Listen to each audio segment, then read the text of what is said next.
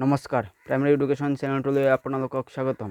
আজিৰ ভিডিঅ'টোত ক্লাছ 6ৰ ইংৰাজী বিষয়ৰ লেসন 2 টম সয়াৰ গল্পটোৰ প্ৰশ্ন উত্তৰসমূহ চাই লওঁ বলক। কুৱেশ্যন নম্বৰ 1 1ৰ এটোৰ শুদ্ধ উত্তৰটো হ'ব অটো হাইডেন ট্ৰিজাৰ অৰ্থাৎ গুপ্তধন হাইডেন ট্ৰিজাৰ। বি নম্বৰটো হ'ব এ পিকাক্স এণ্ড এ স্পেড অৰ্থাৎ এটা কনিত্ৰ অৰ্থাৎ খনন কাৰ্য কৰা আহিলা আৰু এটা বেলচা অৰ্থাৎ 3 নম্বৰটো ভিৰ 3। তাৰপিছত চি নম্বৰটো হ'ব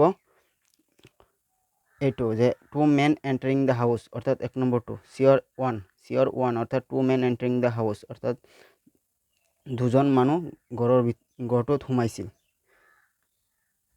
তাৰপিছত ডি নম্বৰটো হ'ব একেবাৰে লাষ্টটো অৰ্থাৎ 4 নম্বৰটো ডিয়াৰ 4 অৰ্থাৎ হাক said it to Tom অৰ্থাৎ হাকে টমক কৈছিল।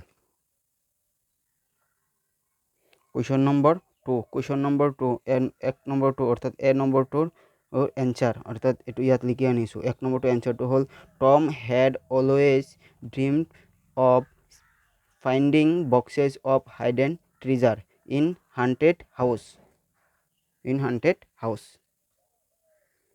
টুৰ বিটো হ'ব যে টুৰ বিটো এনচাৰ হ'ব Tom made a plane with Huck to go for a treasure hunt.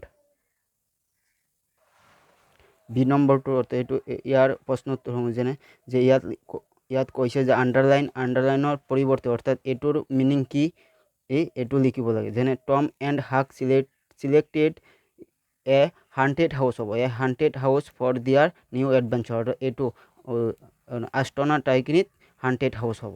ঠিক তেনেদৰে 2 নম্বৰটো মিডনাইট হ'ব আস্তনা টাইখিনিত মিডনাইট হ'ব আৰু আকৌ এইবিলাক লিখি পেলাই মিডনাইট লিখি দিলেই হ'ল। তাৰপিছত 3 নম্বৰটো হ'ব ডিগটো হ'ব এই আণ্ডাৰলাইন কেইটাত অৰ্থাৎ আস্তনা ঠাইখিনিত। আৰু 4 নম্বৰটো হ'ব ষ্টেয়াৰ কেছ 4 নম্বৰটো হ'ব অৰ্থাৎ ছেট ফৰ ষ্টেয়াৰ এইখিনিত হ'ব ষ্টেয়াৰ কেছ। আৰু ভি নম্বৰটো অৰ্থাৎ 5 নম্বৰটো হ'ব পাৰ্চন হু ষ্টিল থিংছ এইখিনি ঠাইত হ'ব থিফ অৰ্থাৎ থিফ মানে চোৰ। অৰ্থাৎ 4 নম্বৰক এইবিলাক কৈছে যে সজাই পৰাই লিখিব লাগে অৰ্থাৎ গল্পটোত আমি কোনটো শাৰী আগত পাইছোঁ এইটো মানে চিৰিয়েলভাৱে লিখিবলৈ দিছে ক্ৰমে। যেনে মই লিখি আনিছোঁ ইয়াত এনচাৰ চি নম্বৰটো আগত লিখিব লাগিব একেবাৰে প্ৰথমটো তাৰপাছত চিৰ পিছত এইচটো এইটো লিখিব লাগিব। তাৰপিছত জিটো এইটো লিখিব লাগিব। তাৰপাছত জিৰ পিছত এ লাইনটো লিখিব লাগিব। এ লাইনৰ পিছত এফ লাইনটো লিখিব লাগিব। এফ লাইনটোৰ পিছত বি নম্বৰ বিটো লিখিব লাগিব। বিৰ পিছত ডিটো লিখিব ডি শাৰীটো লিখিব লাগিব আৰু ডিৰ পিছত এইটো লিখিব লাগিব।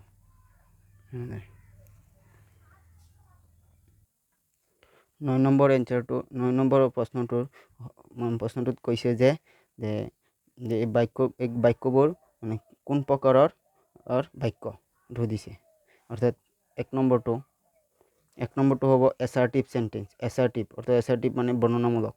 তাৰপাছত হ'ব বি নম্বৰটো হ'ব ইম্পাৰেটিভ চেণ্টেন্স অৰ্থাৎ চি নম্বৰটো হ'ব ইণ্টাৰোগেটিভ চেণ্টেন্স।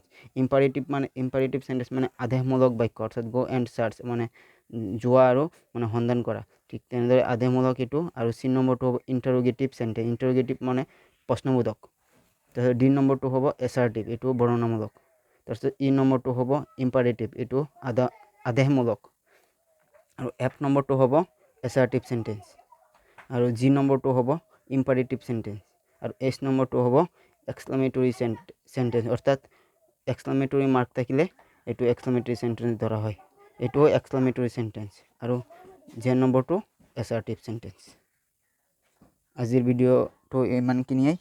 আপোনালোকে এইবোৰ লিখি পেলাই শিকিব। ধন্যবাদ।